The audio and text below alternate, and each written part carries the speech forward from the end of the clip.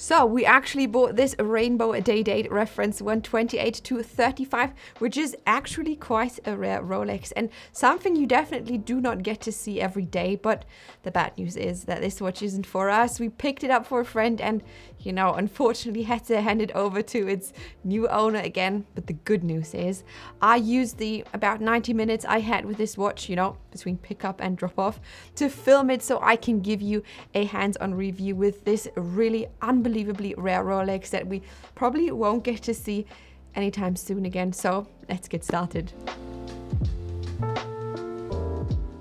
Okie dokie, let me start by showing you the... Are you not forgetting something? You're right. Thank you so much, Jenny. Very welcome. Because today's video is sponsored by Chronix. Chronix is an international online pre-owned watch retailer with over 32 brands and 800 models, providing pickup locations and lounges all over the world for you. And if you want, you can use my promo code Jenny when purchasing from Chronix to get an extra discount. And just for transparency, there's no financial kickback for me, but you will get to save on your next Chronix purchase. I do want to start with the bracelet because, believe it or not, but that on itself is a highlight. First of all, like all precious metals used in Rolex watches, the rose gold the bracelet is made of comes directly from Rolex's own foundry. Yup, you've heard that correctly. Rolex is only using their own alloy of gold for their watches to make sure that they have full control of the quality and color of the material. This type of bracelet is called the President, and the smaller, like semicircular links on it make wearing it really comfortable. And those little spaces in between the links offer a bit of ventilation for your skin too. What I really love is the hidden crown clasp on this one.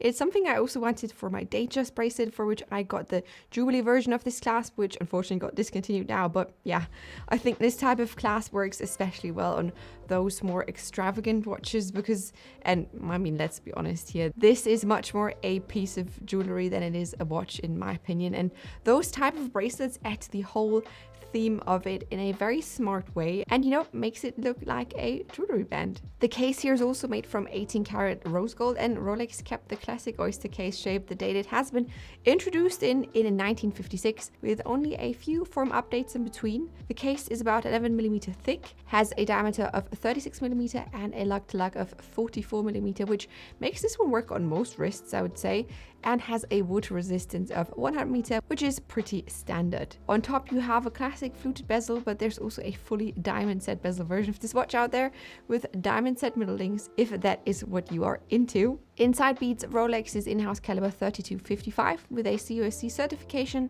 that runs with an accuracy of about ±2 seconds per day according to Rolex, and has a power reserve of 70 hours. It is also the same caliber Rolex is using for their bigger day dates, the 40mm ones. But now let's get to the point which really makes this watch stand out, obviously the dial. I mean, some of you out there might now be like, well, it's iced out and blingy, so what?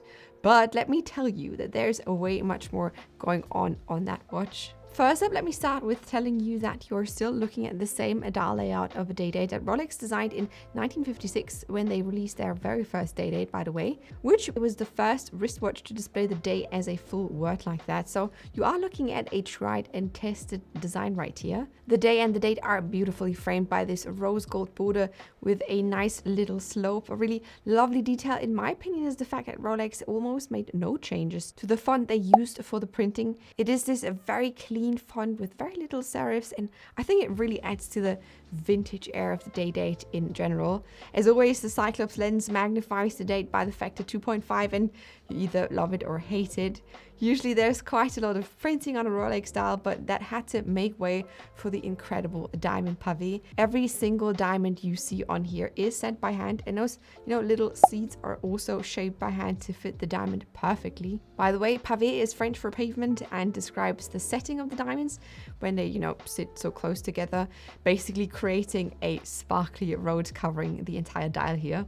But it doesn't stop here, of course. The best thing about this watch have to be the hour markers. Each hour is marked with a baguette cut sapphire, starting out with a very deep and rich violet, going over all the colors of the rainbow until we stop at a classic dark blue sapphire at 11. Same as the diamonds, the sapphires are held in place by the rose gold little seats, and I mean, look at that. It looks absolutely incredible. They are also the reason why this watch is marked with price on request on the Rolex website. It is also why this watch is always going to be a limited edition without having a limited number of watches set, because think about it, sourcing all these gemstones is not an easy task.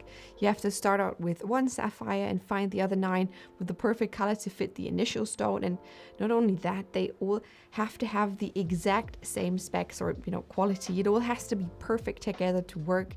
So combine all of that and factor in the constant up and down of the gemstone market, and you know why it is a price on request type of watch. And so here you have a good look at a Rolex watch that is actually rare. I know that not everyone is a big fan of diamond watches, but I do think we can all find it in us to at least respect the craftsmanship of the gem setters that is behind all of this. These types of watches is also not something new to Rolex. For those who might be out there saying that Rolex has started to mess up their brand by introducing these ice out watches, I mean, you can look it up for yourself. There's this wonderful chapter in David Silver's vintage Rolex book called Stella and Stone that showcases all types of vintage day-dates, where you can clearly see that they have always been Rolex's playground when it comes to colors and gemstones. So yeah, I'm really happy that I got the opportunity to show this very rare Rolex to you, and I hope you have enjoyed this video. If you did, you can give it a thumbs up. I would really appreciate it.